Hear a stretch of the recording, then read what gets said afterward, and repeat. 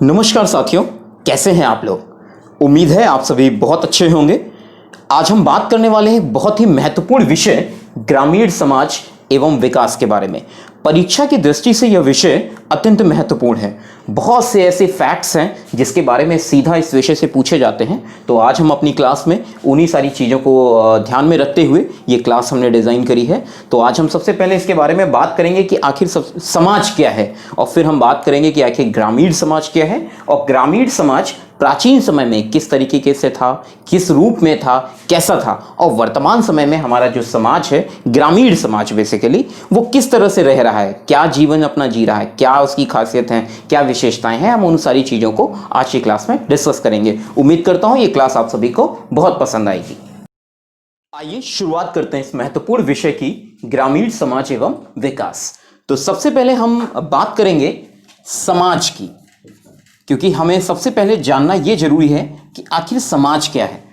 तो आप देखेंगे कि साधारणतया लोग समाज शब्द का प्रयोग व्यक्तियों के संगठन से करते हैं, और ये कहते हैं कि कोई भी ऐसा सामाजिक या धार्मिक समूह हो, जैसे हम इसको कहते हैं कि दलित समाज, हिंदू समाज, मुस्लिम समाज, और यानी हम इसको एक कैटेगराइज कर देते हैं व्यक्तियों के समूह से।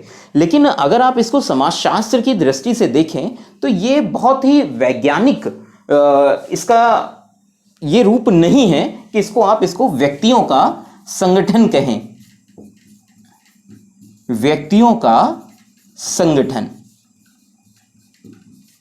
सामान्य अर्थों में हम इसको इसी तरीके से लेते हैं।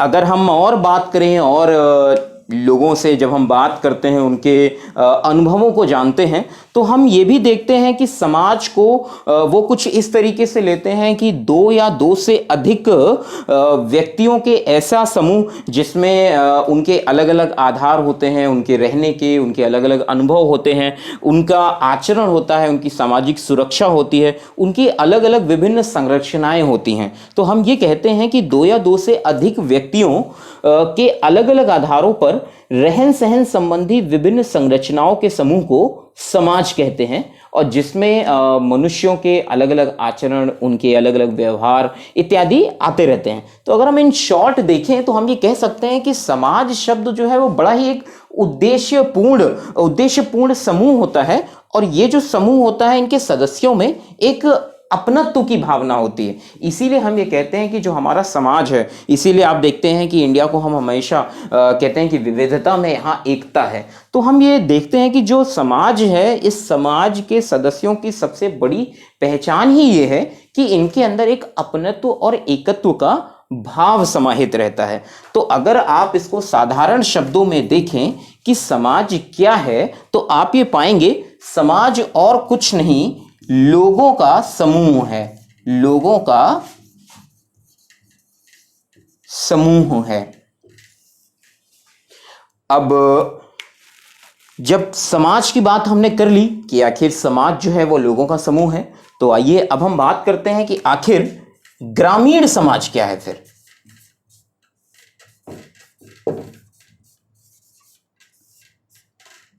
अगर इसको सामान्य अर्थों हम समझें, तो जब हम समाज को कह रहे हैं कि वो लोगों का समूह होता है, और ऐसे लोग जिनके अंदर अपनत्व या एकत्व की भावना होती है, तो आप ग्रामीण समाज को आप कैसे भी बोल सकते हैं कि आखिर ग्रामीण समाज क्या है। यानी अगर आप देखें तो ग्रामीण समाज जो है इसका एक पर्टिकुलर क्षेत्र होता है, ये इसका एक निश्चित क्षेत्र होता है जहां पे ये निवास करता है, और उनके अंदर भी यानी वहां पे भी अगर आप देखेंगे तो उस क्षेत्र में रहने वाले लोगों का एक ऐसा समूह जो इस पर्टिकुलर क्षेत्र में निवास करता है, और उनके अंदर भी यही भाव होता है, अपनत्व का भाव या एकत्व का भाव होता है। तो हम उस कंडीशन में उस चीज को ग्रामीण समाज कहते हैं। तो अगर आप देखें, इसको परिभाषित करें, तो आप पाएंगे कि ग्रामीण समाज क्या है। ऐसा समाज जो एक निश्चित भौगोलिक क्षेत्र में निवास करता है। निश्चित भौगोलिक क्षेत्र क्यों? क्योंकि ये हर जगह नहीं हो सकते, तो क्योंकि फिर उसके बाद में नगरीय व्यवस्था भी आ जाती है और हमें नगरीय समाज भी आ जाता है। चूंकि हम यहाँ बात ग्रामीण समाज की कर रहे हैं, इसीलिए इसको कहा जाता है कि एक इसका निश्चित, सबसे बड़ी पहचान यही है कि इसका एक निश्चित भौगोलिक क्षेत्र होता है। निश्चित भौगोलिक क्षेत्र होता है। तो आपने ये जाना कि ग्रामीण समाज की सबसे बड़ी पहचान क्या होती है कि ऐसा समाज जो एक निश्चित भौगोलिक क्षेत्र में निवास करता है और इनके जीने का जो ढंग होता है वो बड़ा ही सामान्य होता है। जीने का जो ढंग होता है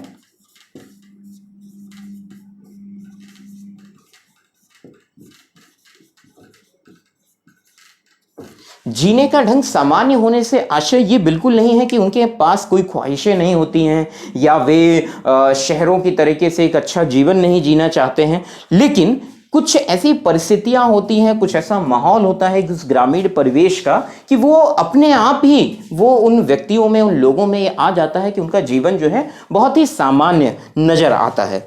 तो अगर आप देखें तो ये जो ग्रामीण समाज है ये बेसिकली पूरी तरीके से इनके जो प्राथमिक कार्य हैं वो कृषि पर निर्भर होते हैं, पशुपालन पर निर्भर होते हैं, कीट पालन पर निर्भर करते हैं या बागवानी में लिप्त होते हैं। तो आप देखेंगे तो इन सारी चीज़ों को हम ग्रामीण समाज के अंतर्गत रखते हैं। इसकी कुछ परिभाषाएं भी कुछ समाजशास्त्रियों ने इसके बारे में दी हैं, हम आपसे वो डिस्कस करना चाहेंगे। ग्रामीण समाज के बारे में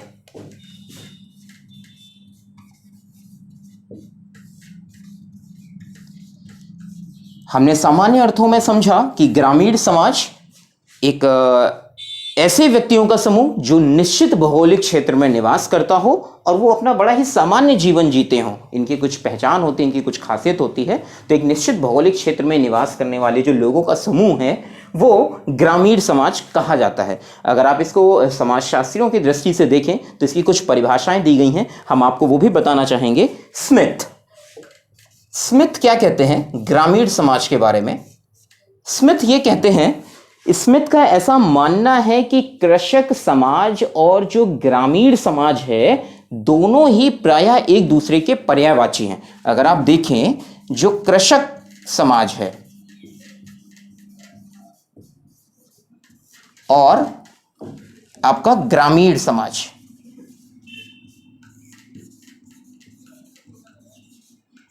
दोनों एक दूसरे के पूरक हैं।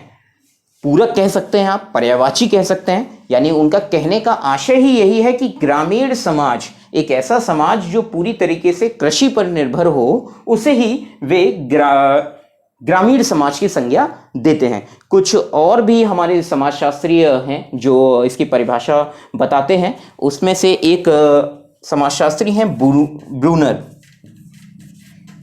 आइए इनकी परिभाषा हम देखते हैं कि आखिर ये क्या कहते हैं। इनके अनुसार ग्रामीण समाज की क्या परिभाषा है। तो अगर हम देखें इनके अनुसार तो ये कहते हैं कि एक ग्रामीण समुदाय व्यक्तियों का एक ऐसा सामाजिक समूह है।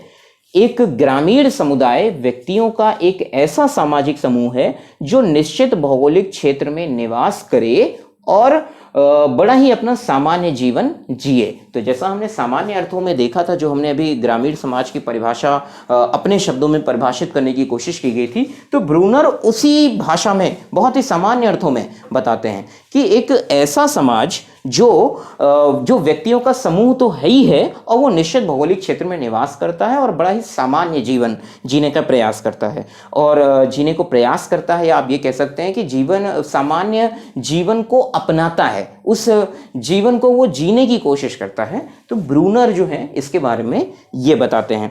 अगर आप देखें तो नगर की अपेक्षा गांव में जनसंख्या का घनत्व जो है, नगर की अपेक्षा जनसंख्या का घनत्व जो है बहुत कम होता है। गांव में घनी जनसंख्या न होने के कारण कृषक का सीधा संबंध प्रकृति से होता है। तो होता है क्या कि आप देखेंगे शहरों की एक ऐसी व्यवस्था हो गई है आजकल कि इतनी ज़्यादा पॉपुलेशन हो गई है, स्पेस सबके पास में बड़ा कम है, तो बड़ा डेंस्ड रहते हैं सब। लेकिन अगर आप इसको ग्रामीण समाज के तौर पे देखें तो वहाँ पे बहुत ज़्यादा एरिया है, सभी के पास में एक अच्छा खासा एरिया मिल जाता है और काफ़ी वहाँ पे क्या कहते हैं जनसंख्या बहुत घनी नहीं होती है। तो जिसके कारण होता क्या है कि उनका संबंध प्रकृति से बना रहता है। इसीलिए हम कहते हैं कि आप देखते होंगे कि हरियाली के तौर पर अगर आप देखें तो ग्रीनरी आज भी सबसे ज़्यादा हमारी ग्रामीण समाज में ही पाई जाती है, नगरीय क्षेत्र में बहुत कम देखने को मिलता है। शायद कहीं ना कहीं इसका कुछ कारण जो है, हम विकास की ओर बढ़ रहे हैं, उसके कारण भी इसके कुछ फर्क पड़ते हैं। तो हम उसके बारे में भी आगे की कुछ कक्षाओं में इसके बारे में भी डिस्कस करेंगे। तो आप देखेंगे कि ग्रामीण समाज में महानगरीय जो सभ्यता है और बनावटी भौतिक संस्कृति का जो जाल होता है, जो आप देखेंगे कि नगरीय समाज में एक बनावटीपन आ गया है आदमी के अंदर, हम सभी के अंदर जो है, हम नगर में निवास करते हैं तो हमारे अंदर एक बनावटीपन होता है, हम दूसरे को देख करके चीज़ों को अपनाने की कोशिश करते हैं। लेकिन ग्रामीण समाज में अभी ऐसा देखने को नहीं मिलता है। ग्रामीण समाज बड़ा ही सादा और सरल जीवन जीने की कोशिश आज भी कर रहा है। तो ये सारे कुछ फैक्ट्स थे जो हमने आपको आसान शब्दों में बताने का प्रयास किया कि समाज क्या है और ग्रामीण समाज क्या है। तो समाज के बारे में हमने जाना कि समाज और कुछ नहीं, लोगों का समूह है, और ग्रामीण समाज के बारे में हमने जाना कि वही लोगों का जो समूह था, जो समाज था, अगर वो एक निश्चित भौगोलिक क्षेत्र में रहने लग जाए, अगर वो एक निश्चित भौगोलिक क्षेत्र में रहने लग जाए तो हम उसको ग्रामीण समाज की संज्ञा देने लग जाते हैं। इसकी कुछ खासियत होती हैं, वो हमने जाना कि ये अगर जो स्मिथ थे उनके अनुसार उन्होंने कहा कि कृषक समाज और ग्रामीण समाज दोनों एक दूसरे के पर्यायवाची हैं, जबकि ब्रूनर का ऐसा मानना था कि उन्होंने उसी सामान्य आदमी वाली परिभाषा को ही उन्होंने अपने शब्दों में परिभाषित किया कि एक ऐसा समाज जो व्यक्तियों का समूह तो है लेकिन वो एक निश्चित भौगोलिक क्षेत्र में निवास करे और जीवन जीने का एक सामान्य ढंग अपनाए, तो उसे वो ग्रामीण समाज की संज्ञा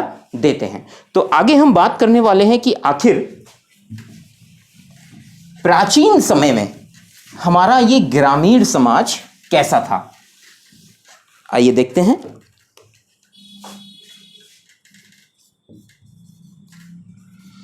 प्राचीन भारत में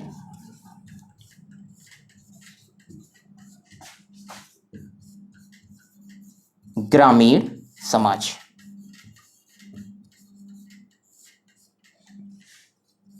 आपने बहुत सी किताबों में अपने दादा दादी नाना नानी से अक्सर ये कहानियाँ सुना करते होंगे कि ये व्यवस्था आज से नहीं शुरू हुई है, ये बहुत प्राचीन व्यवस्था चली आ रही है कि ये जो समाज है हमारा आज नहीं जिसने जन्म लिया, ये सदियों से ये व्यवस्था चली आ रही है। तो प्राचीन भारत में आखिर ये हमारा समाज कैसा था। प्राचीन समय में लोग तो सभी गाँव में ही निवास करते थे, शहरों की ऐसी परिकल्पना भी नहीं थी।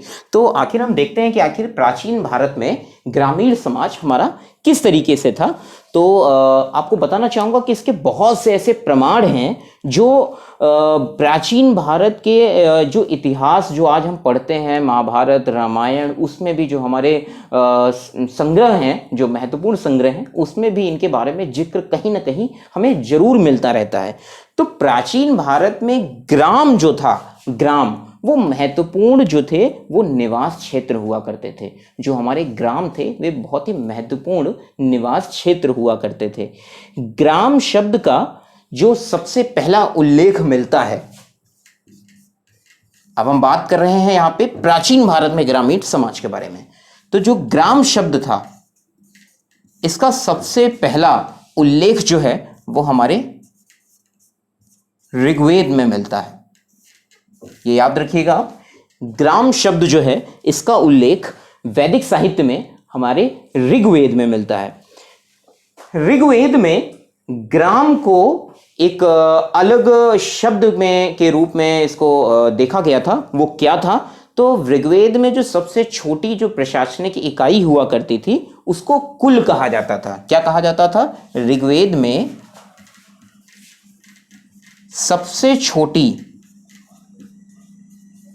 इकाई जो थी उसे कुल कहा जाता था। और ये जो इकाई होती थी इसका एक स्ट्रक्चर होता था, यानी इसीलिए इसको कहा जा रहा है कि प्रशासनिक इकाई। देखा जाए तो ये सब कुछ, चाहे वो ग्राम हो, चाहे वो शहर हो, चाहे वो डिस्ट्रिक्ट हो, चाहे वो कुछ भी हो, ये सबकी एक अपनी प्रशासनिक जो है एक भूमिका है। तो इसीलिए इसको जो सबसे छोटी इकाई जो थी जिसके रूप में इसको देखा जाता था ऋग्वेद में, जो इसका उल्लेख मिलता था वो कुल के नाम से मिलता था। किस नाम से मिलता था?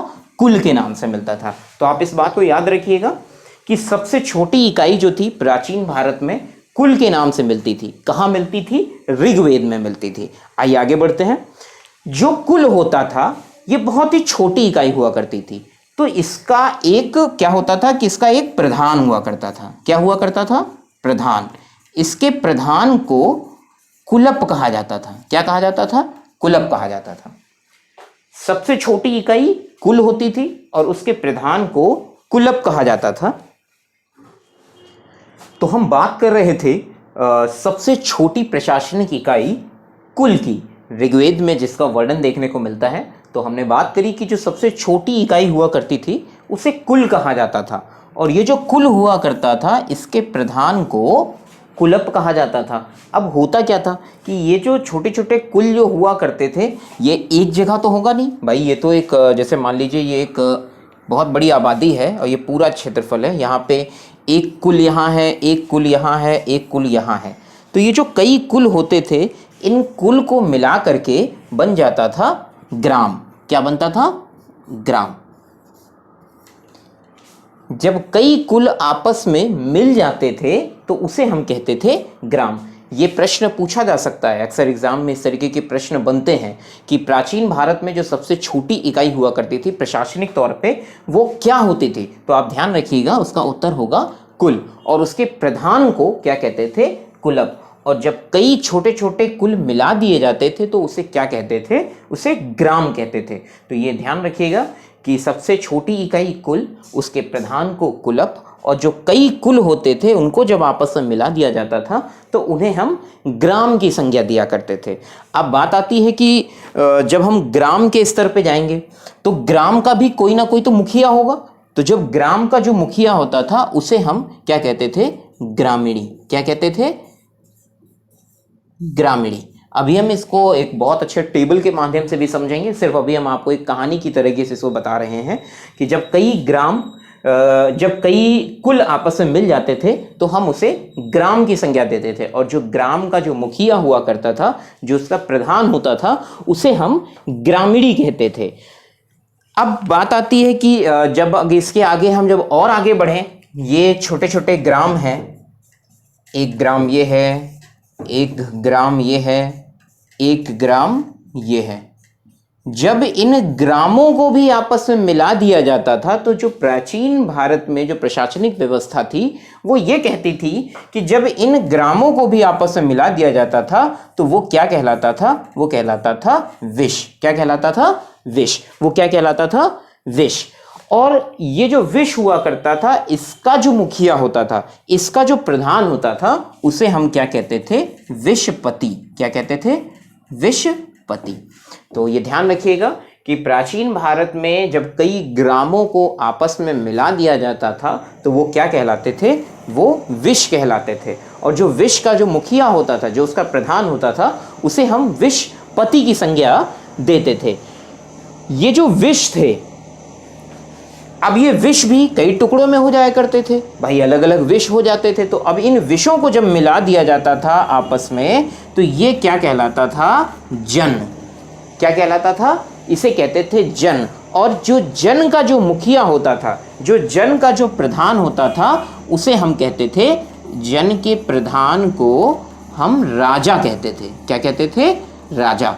तो प्राचीन भारत में कुछ इस तरह की व्यवस्था थी, आपने यहाँ पे समझा। हम अभी इसको एक बहुत अच्छे तरीके से आपसे एक बार दोबारा डिस्कस करेंगे। तो हम आपको एक कहानी के तौर पे सिर्फ बता रहे थे कि प्राचीन भारत में जो सबसे छोटी इकाई हुआ करती थी प्रशासनिक व्यवस्था की, वो कुल होती थी। कुल के प्रधान को कुलप कहते थे। जब कई कुल आपस में मिला दिए जाते थे तो उसे क्या कहते थे? ग्राम कहते थे। ग्राम का मुखिया कौन होता था? ग्रामीणी होता था। जब कई ग्रामों को आपस में मिला दिया जाता था तो विश बनता था। उस विश के मुखिया को क्या कहते थे? विशपति कहते थे। और जब कई विश भी आपस में मिल जाते थे तो हम उसे क्या कहते थे? जन। और वो जो जन होते थे उन जन के मुखिया को हम राजा कहा करते थे। क्या कहा करते थे? राजा। तो आइए अब हम इसी चीज को दोबारा कि आखिर हम इसे याद कैसे रखें। ये तो बड़ा ही मुश्किल काम हो जाएगा अगर इस तरीके से हम पढ़ेंगे। इतने सारे नाम हो गए हैं तो हम कैसे याद रखें? तो देखिए इसे बहुत आसान शब्दों में आप समझिए। देखिए ये है सबसे छोटा सर्कल। तो जो सबसे छोटा जो प्रशासनिक इकाई थी उसे क्या कहते थे? आपको हमने बताया कुल। क्या कहते थे? कुल कहते थे। कुल का जो मुखिया होता था उसे क्या कहते थे? बस यहां कुल के आगे क्या लिख दीजिए? कुलप। क्या कहते थे उसे? कुल का जो मुखिया हुआ करता था उसे क्या कहते थे? कुलप। और जब कई कुल आपस में मिल जाते थे तो यानी कुल जो है किसके अंदर आता था? देखिए ग्राम के अंदर। किसके अंदर आता था? ग्राम। यानी जब कई कुल बन जाते थे तो हम उसको क्या कहते थे? ग्राम। ग्राम का जो मुखिया होता था वो कौन होता था? ग्रामीणी। कौन होता था? ग्रामीणी। अब देखिए याद करना कितना आसान है। सबसे छोटी इकाई कुल, उसका मुखिया कुलक। जब कई कुल मिल जाए तो उसकी बड़ी इकाई ग्राम, ग्राम का मुखिया ग्रामीणी। और आगे बढ़िए, जब कई ग्राम आपस में मिल जाएं तो क्या हो जाता था? सोच के बताइए। अभी हमने आपसे डिस्कस किया था, जब कई ग्राम आपस में मिल जाते थे तो उसे हम क्या कहते थे? विष। क्या कहते थे? विष। क्या कहते थे? जब कई ग्राम आपस में मिल जाया करते थे तो हम उसे विष कहते थे। और जो विष का मुखिया हुआ करता था हम उसे विषपति कहते थे। क्या कहते थे? विषपति। अब इससे भी एक बड़ी व्यवस्था थी।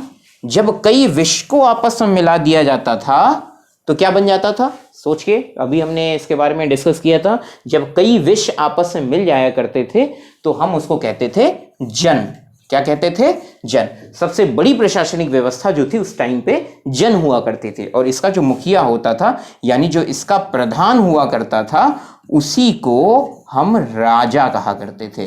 तो ये एक छोटा सा आप टेबल के फॉर्म में, आप इस स्ट्रक्चर में अगर आप देखेंगे तो आपको सब समझ में आ जाएगा कि किस तरह से प्रशासनिक व्यवस्था का वर्गीकरण प्राचीन भारत में उस ग्रामीण समाज में देखने को मिलता था। सबसे छोटी इकाई क्या थी? कुल, उसका मुखिया कुलक। उससे बड़ी इकाई ग्राम, यानी कई कुल मिलके ग्राम बनाते थे, उसके मुखिया को हम ग्रामीणी कहते थे। उसके बाद में उससे बड़ी इकाई विष थी, जो कई ग्रामों को मिलकर के बना करती थी, उसके मुखिया को हम विषपति कहते थे। उसके बाद में जो सबसे बड़ी इकाई हुआ करती थी यानी जन, जो कि कई विष को मिला करके बनती थी, जिसके मुखिया को हम प्रधान यानी कि राजा कहा करते थे। तो मुझे उम्मीद है कि आप सभी को ये बातें समझ में आई होंगी कि प्राचीन भारत में ग्रामीण समाज का किस तरह से वर्गीकरण किया गया था। अब हम यहाँ पे आपसे और कुछ बातें डिस्कस करना चाहते हैं प्राचीन भारत में ग्रामीण समाज के बारे में। जो वाल्मीकि का जो ग्रंथ है, महाकाव्य रामायण, उसमें दो प्रकार के गांवों का उल्लेख किया गया है। वाल्मीकि के जो लिखित रचना है रामायण, उसमें दो प्रकार के गांव का उल्लेख किया गया है। ऐसा प्रश्न पूछा जा सकता है कि वाल्मीकि द्वारा रचित रामायण में किन दो गांवों का उल्लेख किया गया है? तो इसका सही जवाब है घोष और ग्राम। घोष और ग्राम। इसका वर्णन कहां मिलता है? वाल्मीकि की रामायण में। ये याद रखिएगा कि प्राचीन भारत में वाल्मीकि की रामायण में इन किस रूप में मिलता था? गांव का जो उल्लेख था,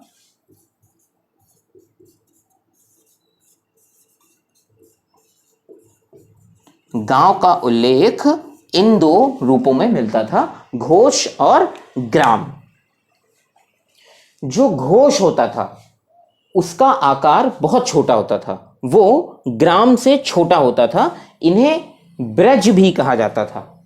जो घोष थे इसको ब्रज भी कहा जाता था। और ये कहा जाता था कि जो घोष है वो ग्रामों की तुलना में कम होते हैं, यानी इसका साइज जो है वो छोटा होता था। जिसका अभिप्राय पशुओं का बाड़ा होता है। ये जो ब्रज है, इसका अर्थ होता था पशुओं का बाड़ा। दोनों प्रकार के गांवों में मुखिया होते थे जिन्हें हम महत्तर कहा करते थे। क्या कहते थे? महत्तर। और वरिष्ठ अधिकारियों को हम ग्रामीणी कहते थे। तो ये वाली जो बात आई ना यहाँ पे, जो मुखिया होता था, जो हम अभी बात कर रहे थे कि जो वरिष्ठ अधिकारी था उसे हम मुखिया यानी ग्रामीणी कहते थे। लेकिन जो उसके नीचे भी कुछ लोग ऐसे व्यवस्था थे जो उसको संचालन करते थे, उस प्रशासनिक इकाई का, तो उसको हम वहाँ पे महत्तर की संज्ञा देते थे कि यानी हम उनको महत्तर कहा करते थे। तो ये हमने आज यहाँ डिस्कस किया कि प्राचीन भारत में ग्रामीण समाज की व्यवस्था किस तरीके से थी। अब हम बात करने वाले हैं आधुनिक भारत में। जो आज का समय है, आखिर उसमें हमारा ग्रामीण समाज कैसा है, किस रूप में है और क्या वहाँ की व्यवस्था है। तो हम आज बात करने वाले हैं आधुनिक भारत में, आज के भारत में उसके ग्रामीण की चर्चा करने, ग्रामीण समाज की चर्चा करने वाले हैं।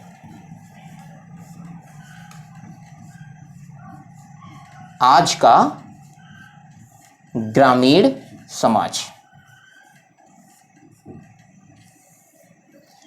अगर हम बात करें आज के ग्रामीण समाज के बारे में तो आप पाएंगे कि आज बहुत बड़ी जनसंख्या, आज पूरे भारत की अगर हम बात करें तो पूरे भारत की एक बहुत बड़ी जनसंख्या गांव में निवास कर रही है। वो बेसिकली ज़्यादातर सबके सभी मोस्टली 70% आबादी जो है हमारे भारत की वो कृषि कार्यों में संलग्न है। तो जो हमारा आज का जो ग्रामीण समाज है, हम उसके कुछ फैक्ट्स के बारे में यहाँ पे डिस्कस करने वाले हैं। 2011 का जो सेंसस है, यानी जो 2011 में जो जनगणना हुई थी, उसके अनुसार भारत में 2011 का जो सेंसस है, इसके अकॉर्डिंग भारत में उस वक्त लगभग 6,40,000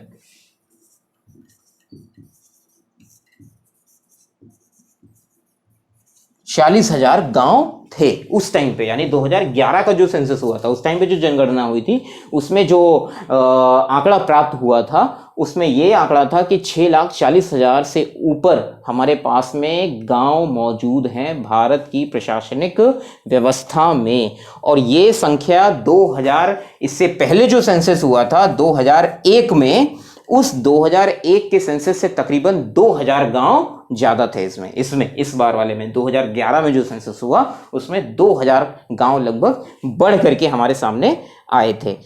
तो इसमें ये जो गांव हैं, इन गांवों में अलग अलग आबादी में लोग हैं वहाँ पे मौजूद हैं। कुछ गांव ऐसे हैं जहाँ की जनसंख्या 1000 के आसपास ही, कुछ गांव ऐसे हैं जहाँ की जनसंख्या 2000 से ऊपर है एक गांव में, और कुछ गांव ऐसे भी हैं जहाँ पे 5000 से ज़्यादा आबादी उस गांव में निवास कर रही है हमारे इन ग्रामीण क्षेत्रों में। अगर हम बात करें कि भारत के गांव में लगभग, जो भारत है, भारत के गांव में लगभग कितनी आबादी बसती है, अगर आज के समय में हम देखें तो तकरीबन आज ग्रामीण समाज में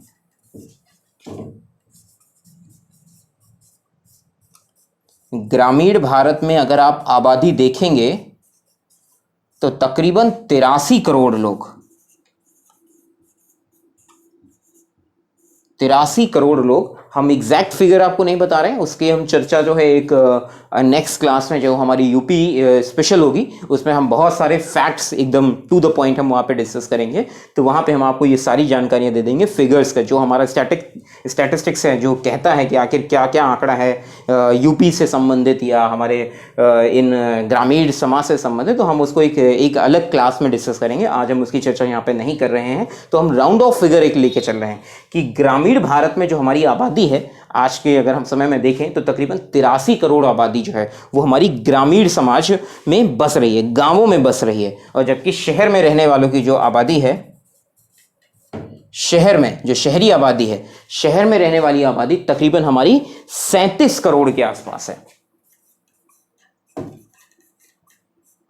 तो बड़ा गौर करने वाली चीज है कि देखिए आज भी गांवों की कितनी बड़ी इंपॉर्टेंस है कि आज जब सारी व्यवस्थाएं शहरी परिवेश में उपलब्ध कराई जा रही हैं, सारा डेवलपमेंट के नाम पे भी अगर देखा जाए तो सबसे पहले शुरुआत शहरों से ही हो रही है, और उसके बावजूद हमारे पास में 37 करोड़ आबादी केवल मात्र शहरों में है, और जबकि ग्रामीण भारत में आज भी 83 करोड़ की आबादी जो है हमारे ग्रामीण भारत में निवास करती है। अगर आप इसका प्रतिशत निकालने पे आ जाएंगे तो तकरीबन 68% आबादी हमारी कुल जनसंख्या का वो ग्रामीण भारत में आज भी निवास करती है। तो उसके कुछ कारण हैं, उसकी कुछ अलग परिस्थितियां हैं कि शायद आज भी हमारे ग्रामीण समाज में ऐसा कहा जाता है कि अगर आपके पास में कोई नौकरी नहीं है, आपके पास में कोई रोजी रोटी नहीं है, लेकिन आप तब भी 4 टाइम का भोजन आप गांव में अपने आप जुटा सकते हैं। वो खेती किसानी करके आप जो है बहुत सारे ऐसे काम हैं जो आप गांव में कर करके आप अपना जीवन यापन बहुत ही आसानी से कर सकते हैं। लेकिन शहरी परिवेश में ऐसा नहीं देखने को मिलता है।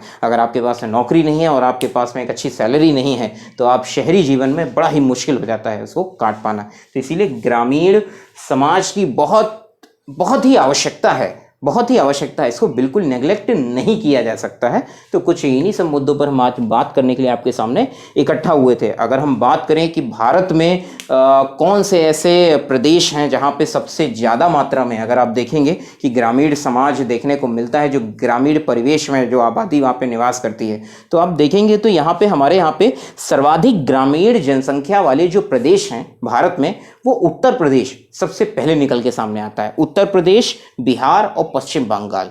उत्तर प्रदेश जो कि सबसे बड़ा प्रदेश है हमारे इस पूरे भारत में, और यहाँ पे अगर आप देखेंगे तो कुल ग्रामीण जनसंख्या का टोटल 18% भाग हमारे उत्तर प्रदेश में निवास करता है। तो बाकी इसके फैक्ट्स के बारे में हम बात करेंगे एक अगली क्लास में। यहाँ पे सिर्फ हम आपसे बात करने वाले थे कि अगर सर्वोच्च आप जनसंख्या देखें ग्रामीण परिवेश में तो वाले कौन से ऐसे प्रदेश हैं, तो वो हैं उत्तर प्रदेश, पश्चिम बंगाल और बिहार। अगर आप देखें कि न्यूनतम ग्रामीण जनसंख्या किस प्रदेशों में निवास करती है, तो उसका जवाब होगा सिक्किम, मिजोरम और गोवा। ये 3 ऐसे राज्य हैं जहां पे अभी भी ग्रामीण स्तर पे आबादी बहुत कम निवास करती है ग्रामीण समाज में।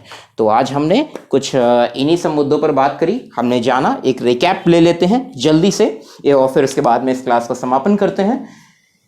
आज हमने इस क्लास में बात करी समाज के बारे में। आखिर समाज क्या है? तो समाज क्या था? समाज आसान शब्दों में अगर समझे हम तो समाज लोगों का एक समूह है। समाज क्या है? लोगों का एक समूह है। फिर हमने बात करी कि आखिर ग्रामीण समाज क्या है। तो ग्रामीण समाज भी है लोगों का ही समूह, लेकिन उसका एक अपना दायरा है। वो कहाँ निवास करती है? एक निश्चित भौगोलिक क्षेत्र में निवास करती है। इसीलिए हमने उसको कह दिया कि ये भाई ग्रामीण समाज है, क्योंकि ये ग्रामीण भौतिक परिवेश में निवास कर रही है। हमने बात करी थी कि जो ग्रामीण समाज था उनके सदस्यों में ये जो संगठन था, लोगों का जो समूह था, इनमें अपनत्व का भाव हुआ करता था, इनमें एकत्व की भावना होती थी। फिर हमने उसके बाद में कुछ समाजशास्त्रियों की जो दी हुई परिभाषा थी ग्रामीण समाज की, उसके बारे में डिस्कस किया। फिर उसके बाद में हमने जाना कि प्राचीन भारत में ग्रामीण समाज की क्या व्यवस्था थी, किस तरीके से वो स्ट्रक्चर बना था, कि सबसे छोटे लेवल पे कौन सी इकाई हुआ करती थी, उसके बाद में कौन सी इकाई थी, उसके बाद में कौन इकाई थी, कौन उसका मुखिया हुआ करता था।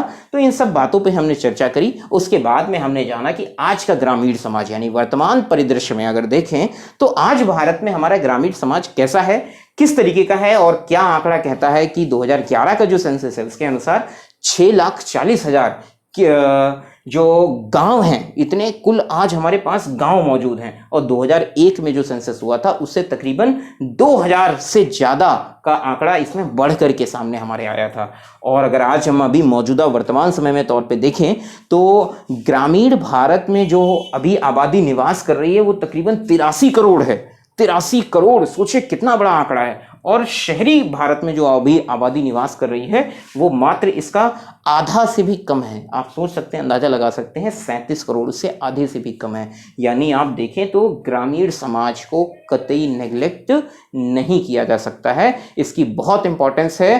कृषि जैसा कि समाजशास्त्री की जो एक परिभाषा आपको बताई गई उसमें कहा गया कि कृषक समाज और ग्रामीण समाज दोनों आपस में एक दूसरे के पूरक यानी कि पर्यायवाची हैं। तो वो कहीं से भी उनकी परिभाषा को झुठलाया नहीं जा सकता। जो ग्रामीण समाज है वो पूरी तरह से कृषि पर ही निर्भर है। तो ये कुछ इस तरीके की चीज़ें हमने आज की क्लास में डिस्कस करी। उम्मीद करते हैं आपको ये क्लास काफ़ी कुछ बातें आपको समझा के गया होगा। और आपकी जो भी इस क्लास से संबंधित जो भी क्वेरीज हैं आप कमेंट बॉक्स में लिख करके छोड़ सकते हैं। हम उसे नेक्स्ट क्लास में उसे ज़रूर कवर करेंगे। और रही बात फैक्ट्स की, जो स्टैटिस्टिक्स कहता है, वो हम अगले यूपी स्पेशल क्लास में कवर करेंगे। आप सभी को नमस्कार। Every single day